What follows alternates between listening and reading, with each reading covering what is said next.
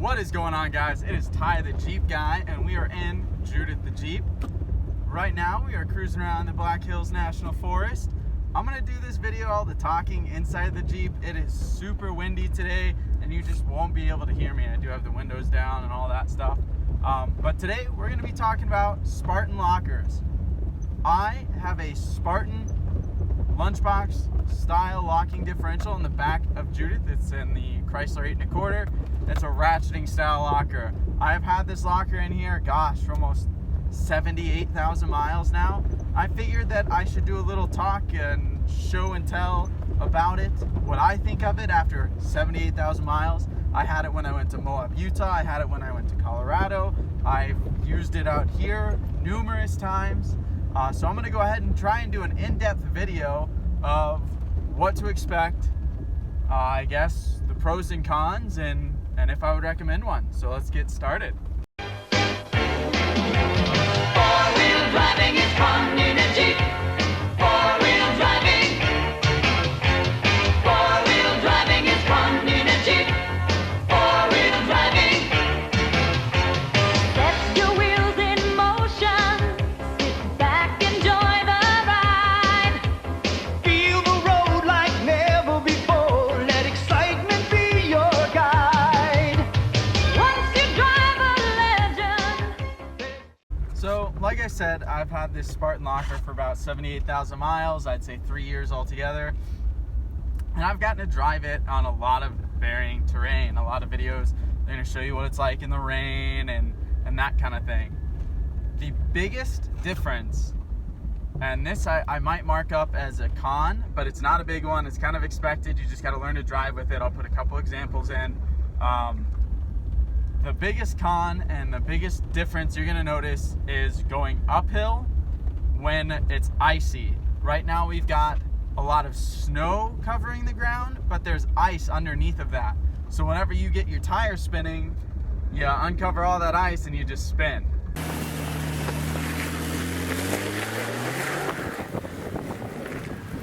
So that's the biggest spot you're gonna notice a difference. The rear end's gonna kick out a lot. It's just gonna want to slide.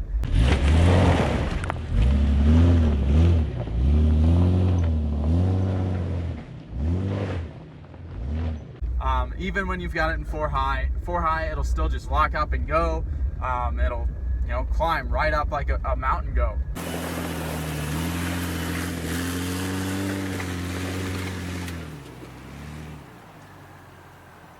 It's not gonna hesitate to get up there when you're in four high, but when you're in two-wheel drive, it does like to kick the rear end out and slide, and you kind of lose all forward momentum.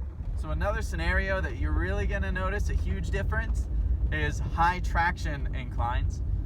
Specifically, my prime example is Moab, Utah. The slick rock that they've got out there, when it's a dry day and you've got your tires there down to 12, 15 PSI and you're going up some of that slick rock and you're kind of turning as you go up it, you're gonna hear your tires chirp and bark.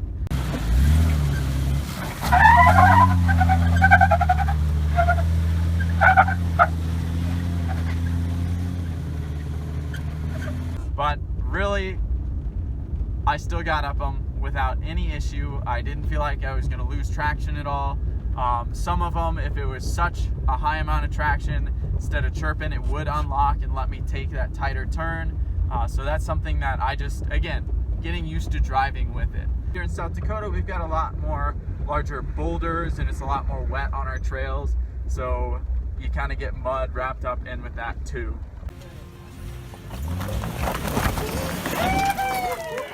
Something else that everybody always asks about when it comes to ratcheting locker, such as the Aussie, the Spartan like I'm running, and local lockers, those kind, is the noise. They always ask me about the noise.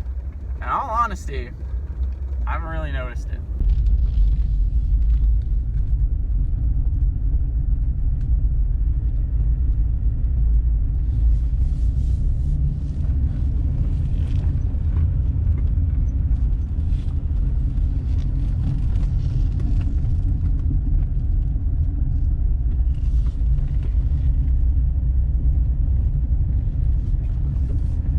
When I first put it in, yeah, on a super tight turn in like a parking lot, which I'll show an example, I would notice it in the beginning, but after driving this thing for 78,000 miles, I don't even notice it. I can be taking a turn in Walmart and you'll hear it unlock and click.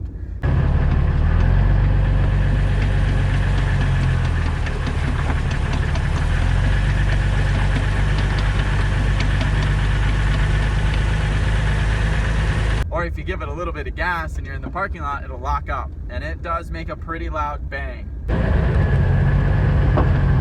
If you're that weekend warrior that likes to get out every chance you get and go off-roading and exploring your backyard, or if you're that person that likes to go out and take 5, 6, 10,000 mile overland trips, but when you get back, you need a rig that's gonna have good on-road manners, get you to work every day. It's not going to be too noticeable, but when you get off-road, it's going to increase your capability. I'd highly recommend a Spartan Locker. The cost to effectiveness is extremely high. The cons, to me personally, are extremely low. Why spend the money on an $800 selectable locker for the rear?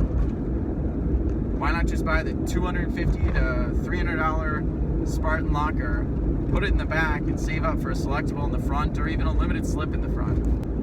The Spartan Locker has been one of my best upgrades I've done to the Jeep. Between the rock rails and that Spartan Locker, those two things have increased the capability of this rig tenfold. From crawling in muddy, rocky scenarios,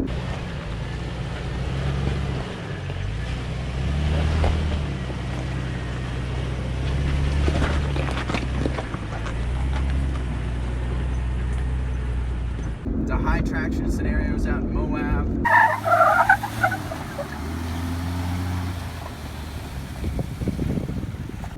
to even the snow.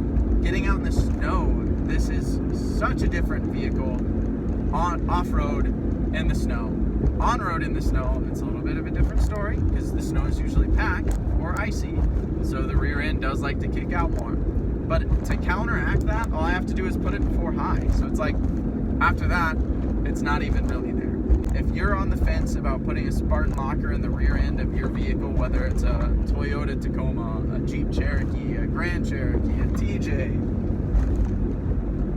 after having mine for 78,000 miles on a wide variety of terrain, I would highly recommend it. If you have any questions, you can drop them in the comments below. I'll try my best to get to them and answer them. That's going to be all, guys. I hope to see you out on the trail. Tread lightly and keep on Jeeping on.